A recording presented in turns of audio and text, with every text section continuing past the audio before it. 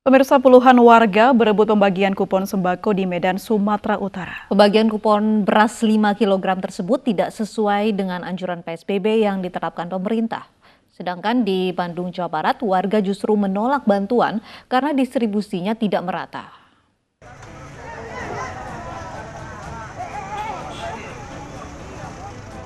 Panitia yang membagikan kupon sembako kabur saat puluhan warga berebut dan berupaya merampas kupon sembako yang ada di tangannya. Bahkan panitia sampai masuk ke rumah warga dan membatasi diri dengan menutup pagar. Namun warga tetap saja mendekatinya. Kupon sembako ini dibagikan komunitas Indonesia Tionghoa dan bisa ditukar dengan 5 kilo beras. Warga yang tidak mendapat kupon sembako akhirnya pasrah dan meninggalkan lokasi pembagian sembako. Wabah COVID-19 ini kita sama-sama lah mengayomi supaya kita bersama menjaga ya ketentraman masyarakat supaya tidak panik menghadapi situasi seperti saat ini. Sementara itu, pengusiran petugas yang hendak mendistribusikan bantuan bagi warga terdampak COVID-19 terjadi di kawasan Situs Sar Bojongloa, Bandung, Jawa Barat. Diduga warga menolak bantuan karena distribusinya tidak merata. Gubernur Jawa Barat Ridwan Kamil pun mengatakan terjadi kesalahpahaman dalam pembagian bantuan ini. Tentunya kami memohon maaf ya, dalam proses seperti ini memang adalah situasi yang sulit.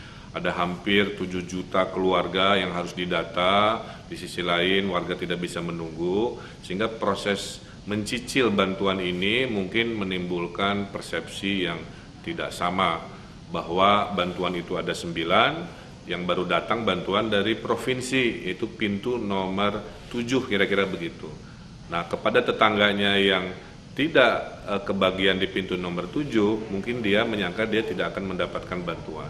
Nah, mispersepsi inilah yang nanti akan kita evaluasi, baik kepada RT RW, kepada PT Pos, kepada semua pihak. Intinya pemerintah ingin hadir dengan cepat, ingin hadir dengan transparan, dan ingin hadir seluas-luasnya memberikan bantuan kepada masyarakat. Pihaknya terus berupaya membantu warga yang perekonomiannya terdampak pandemi virus corona. Tim Liputan iNews melaporkan.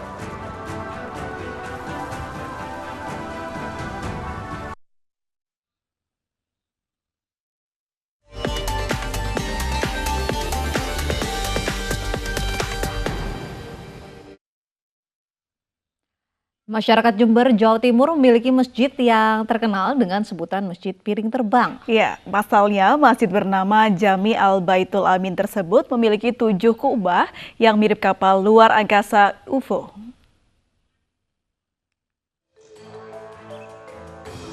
Bantuan sosial Pemprov DKI Jakarta untuk warga terdampak corona saat ini berada di Gudang 3 Induk Pasar Jaya di Pulau Gadung. Bantuan sosial berupa paket sembako yang terdiri dari beras, minyak, ikan kemasan kaleng, sabun mandi, masker, roti, biskuit, dan makanan ringan. Bantuan ini akan segera disalurkan kepada mereka yang berhak melalui kelurahan. Pagi hari ini sebenarnya kegiatan hanya perapian aja ya, karena memang sudah berapa hari kita di sini melaksanakan pengapakan bantuan sosial ini yang akan disalurkan ke masyarakat melalui kelurahan di DKI Jakarta. Bantuan sosial ini diharapkan dapat meringankan beban masyarakat yang menurun daya belinya karena dampak pandemi. Dari Jakarta, Putri Melati, Dias Triawan, iNews melaporkan. Ya, mohon maaf pemirsa, tadi merupakan berita mengenai bantuan sembako yang diberikan oleh Pemprov DKI Jakarta. Kita ke informasi mengenai masyarakat Jember, Jawa Timur memiliki masjid yang terkenal dengan sebutan Masjid Piring Terbang. Ya, pasalnya masjid bernama Jami Al-Baitul Amin tersebut memiliki 7 kubah yang mirip kapal luar angkasa atau UFO. Dibangun di jantung kota Jember, Jawa Timur, Masjid Jami Al-Baitul Amin ini menjadi salah satu ikon kebanggaan masyarakatnya. Masjid yang didirikan pada tahun 1973 ini berarsitektur unik, dengan 7 kubah yang mirip kapal luar angkasa UFO. Warga pun kerap menyebut Masjid Baitul Amin ini dengan nama Masjid Piring Terbang. Bupati Jember pertama kala itu, Abdul Hadi, berkeinginan membangun masjid setelah banyaknya pendatang yang menetap di kotanya. Oleh insinyur lulusan Universitas Amerika Serikat, Yayin Katsir, dibuatlah tempat beribadah umat muslim dengan 7 kubah yang mengangkut bagian utama masjid dan ruang lainnya. Pada bagian dalam masjid, lantai marmer menjadi pijakan jamaah saat beribadah di sini. Dan kayu-kayu jati besar dijadikan penopang, membuat suasana di dalam sejuk meski tidak dipasang pendingin ruangan. Sebelum merancang bangunan masjid, Abdul Hadi meminta sang arsitektur pergi ke Mesir dan Turki untuk mencari referensi. Kemudian beliau itu tidak menginginkan masjid yang seperti masjid tradisional itu. Pak Bupati ingin mencari ciri khusus yang nah kemudian jadilah ini. Nah ini kemudian jadi dari apa nih 7 kubah utama ini, kemudian kubah sedang, kubah kecil, ada kubah lagi 2 untuk tempat wudhu putra dan putri. Masjid yang dibangun di atas lahan 10.000 meter persegi ini kerap dijadikan tempat kegiatan keagamaan selain sholat berjamaah, seperti kajian Islam dan kegiatan kerohanian lainnya. Dari Jember, Jawa Timur, Bambang Sugiarto, iNews melaporkan.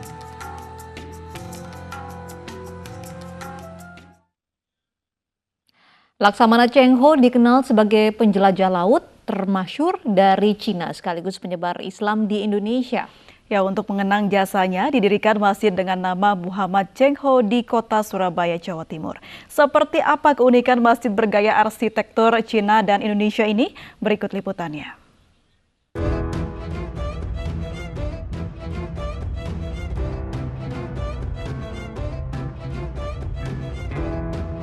Siapa sangka bangunan berbentuk seperti kelenteng dengan atap bersusun layaknya pagoda ini adalah sebuah masjid. Ya, inilah Masjid Muhammad Cheng Ho yang berlokasi di Jalan Gading, Tabang Kali, Genteng, Surabaya, Jawa Timur. Masjid yang dibangun dengan gaya arsitektur akulturasi budaya Indonesia dan Cina ini merupakan wujud penghormatan sekaligus penghargaan atas jasa Laksamana Cheng Ho, seorang panglima perang dari Cina yang berperan dalam penyebaran Islam di Indonesia. Bahkan di halaman masjid terdapat patung Laksamana Cheng Ho lengkap dengan kapal layar yang digunakannya saat berlayar ke Nusantara. Cheng Ho yang bernama asli Ma Ho lahir pada tahun 1371 dari orang tua muslim etnis Hui di Yunan, Cina. Laksamana Cheng Ho ditunjuk sebagai ketua misi diplomasi bangsa Cina melalui ekspedisi laut dan perdagangan.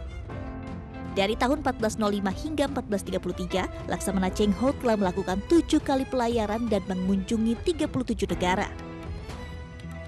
Masjid yang mampu menampung sekitar 200 jamaah ini dibangun oleh Persatuan Islam Tionghoa atau PT Surabaya pada tahun 2002 dan merupakan Masjid Cheng Ho pertama di Indonesia. Sebagai wujud akulturasi budaya Indonesia dan Cina, di pintu masuk yang berbentuk pagoda terdapat sebuah beduk sebagai pelengkap bangunan masjid.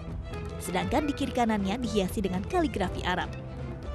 Di tengah pandemi corona, sejumlah kegiatan rutin yang biasa dilakukan saat bulan Ramadan pun ditiadakan.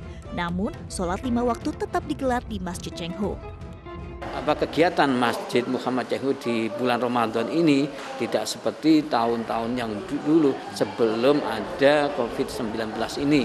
Ya, kalau adanya COVID-19 ini full ya, bakti sosial, buka bersama anak yatim, setiap hari itu diadakan buka bersama. Ya, yang dihadiri oleh kurang lebih 600 sampai 700. Dengan adanya COVID-19 ini, maka Cheng Ho mengalihkan ya kegiatan buka itu, yaitu terhadap kita memperhatikan masyarakat sekitar. Untuk menjaga kebersihan dan mencegah penyebaran virus corona, pengurus masjid menyediakan sabun dan hand sanitizer serta melakukan penyemprotan disinfektan secara rutin.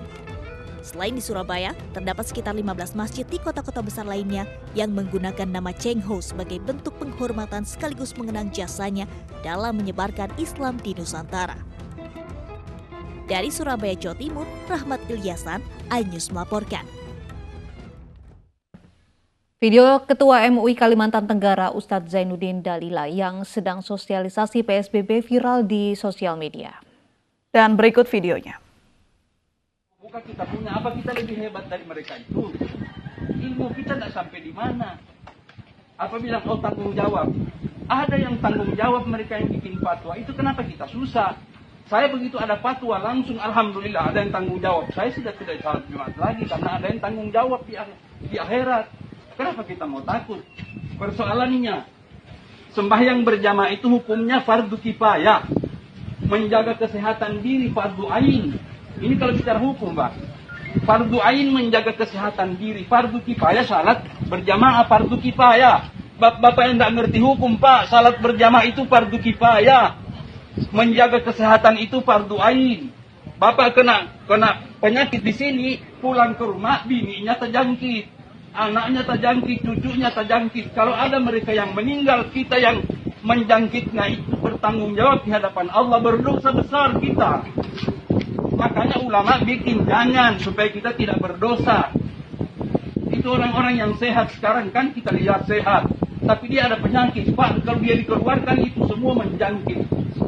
Kita yang sudah tua-tua ini kalau kejangkit tidak ada harapan sembuh, Pak. Karena orang yang mati dengan itu selamanya orang yang sudah usia 60 tahun ke atas punya bawaan penyakit. Ada penyakit paru-paru, ada jantung, itu kena corona, jadilah dia. Makanya jangan sampai yang sehat itu menjangkitkan sama orang yang sakit tadi. Dia sakit tapi dia ke masjid, kasihan. Ada lagi yang bilang safnya diatur, dijarangkan 1 meter. Pak, ini tidak ada dalam hadis. Tidak ada hadisnya menjalankan saf. Nabi kalau salat, beliau berdiri ke belakang. Kata Nabi, luruskan saf, rapatkan. Kenapa kita sekarang luruskan saf, jalankan? Tidak ada hadisnya. Oh, kita kan takut corona, Pak. Kalau takut corona jangan ke masjid, di rumah. Begitu, jelaskan. Pahalanya sama, karena corona. Malah sekarang ini menurut para ulama, salat di rumah lebih besar pahalanya daripada salat di masjid di waktu wabah ini. Dan saat ini sudah bersama kami Ketua MUI Kalimantan Tenggara, Ustadz Zainuddin Dalila, yang sosialisasinya mengenai bahaya COVID-19 belakangan menjadi viral. Selamat malam, Assalamualaikum Ustadz. Malam, Waalaikumsalam warahmatullahi wabarakatuh. Baik, Ustadz mengenai video yang viral ini, sebenarnya apa tujuan dari Ustadz membuat atau bersosialisasi seperti itu Ustadz? Karena banyak yang beranggapan Ustadz ini memarahi. Oh iya, jadi sebenarnya bukan memarahi. Itu saya sebetulnya itu terdorong oleh keinginan untuk kita ini supaya cepat lepas dari situasi yang sekarang ini, di mana kita semua serba terbatas, tidak bisa keluar rumah segala macam. Sehingga itu saya kadang-kadang agak keras menyampaikan kepada masyarakat, mari kita ikuti himbauan pemerintah, jangan keluar rumah kalau tidak penting, jangan kumpul-kumpul, dan berbagai macam himbauan. Mari kita ikuti. Kalau ini kita ikuti, kita akan segera keluar dari suasana seperti sekarang. Tapi kalau kita masih tetap kumpul-kumpul, maka kapan kita bisa lepas dari keadaan seperti sekarang ini? Kita pernah serba takut. Itulah sebabnya saya di mana-mana menyampaikan, cobalah kalau seluruh masyarakat disiplin mengikuti himbauan pemerintah, insya Allah tidak lama kita dalam keadaan seperti ini. Dan yang sangat betul-betul saya terharu, saya mendengar bahwa petugas medis, petugas kesehatan, puluhan dokter yang sudah meninggal, puluhan perawat yang sudah meninggal, mereka bertarung nyawa. Ternyata mereka minta bantu sama masyarakat, kata mereka bantu kami, hanya tidak banyak, hanya bantu kami masyarakat, ikuti himbauan pemerintah. Jangan keluar rumah kalau tidak perlu, jangan kumpul-kumpul, hanya sekedar itu aja kami minta bantu kepada masyarakat. Kami tidak bisa bantu apa-apa. Mereka bertarung nyawa untuk melawan COVID. Baik, Ustadz, apakah di Kalimantan Timur masih banyak warga yang melanggar aturan PSBB ini? Artinya, kalau kita perhatikan, belum semuanya disiplin. Ada juga yang sudah taat, tidak mau keluar rumah. Tapi sebagian masih belum. Lalu kapan kita bisa memutuskan ini? Nah, itulah makanya saya kadang-kadang agak keras menyampaikan kepada masyarakat. Setelah melakukan sosialisasi, ceramah begitu Ustadz, apakah ada perubahan dari warga yang Ustadz berikan sosialisasi? Iya, alhamdulillah. Kalau diperhatikan di beberapa tempat, tidak terlalu banyak masjid yang melaksanakan salat berjamaah kalau misalnya di masjid. Tidak terlalu banyak. Tinggal ada 1-2 sehingga itu kita datangi untuk kita berikan himbauan agar mereka salat di rumah saja. Tidak lagi melaksanakan salat di masjid. Dan ternyata setelah saya turun dengan beberapa orang teman-teman, alhamdulillah saya pantau sudah tidak lagi. Alhamdulillah. Sebelumnya masih banyak begitu Ustadz yang melakukan sholat berjemaah di masjid begitu? Oh iya, bahkan salat Jumat masih. Tapi setelah kita sosialisasikan, alhamdulillah sekarang sudah tidak ada lagi. Kalau di Tarakan saya kira semua sudah tidak salat Jumat. Baik, apakah Ustadz masih melakukan sosialisasi seperti ini Ustadz sekarang? Iya, jadi bukan cuma saya setiap pagi, saya begitu bangun, saya SMS teman-teman, mari kita berbuat, mari kita bantu pemerintah untuk supaya kita cepat bisa memutuskan mata rantai penyebaran virus ini. Berbuat, saya bilang, jangan cuma nonton. Saya himbau kepada teman-teman semua. Baik, terima kasih Ustadz Zainuddin Dalila sudah bergabung bersama kami di Ain Sore.